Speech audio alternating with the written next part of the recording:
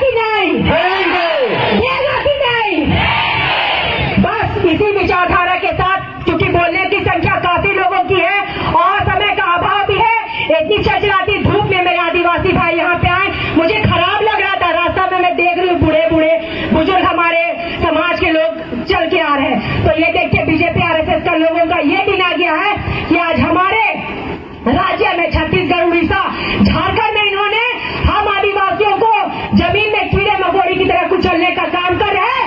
और यहाँ मैं आज इस मंच के तहत गुणगान करती हूँ कि कोई भी बाहरी पार्टी को आने वाला चुनाव में जितने विधायक सांसद हैं आदिवासी समाज के, सभी बाहरी पार्टियों को यहाँ से उखाड़ने का काम कीजिए और यहाँ पे आदिवासी और क्रिश्चियन भाई मिलके क्षेत्रीय पार्टी का निर्माण कीजिए और सरकार बनाकर इन बाहरी विरोधियों को मुंह तोड़ जवाब देने का काम कीजिए। इतना ही बोलकर मैं अपने वाणी को विराम देती हूँ। छत्तीसगढ़ या सबले बढ़िया, जय छत्तीसगढ़, जय छत्तीसगढ़, जय जोहार, जय आदिवासी, जय झारखंड, जय छत्तीसगढ़, जोहार।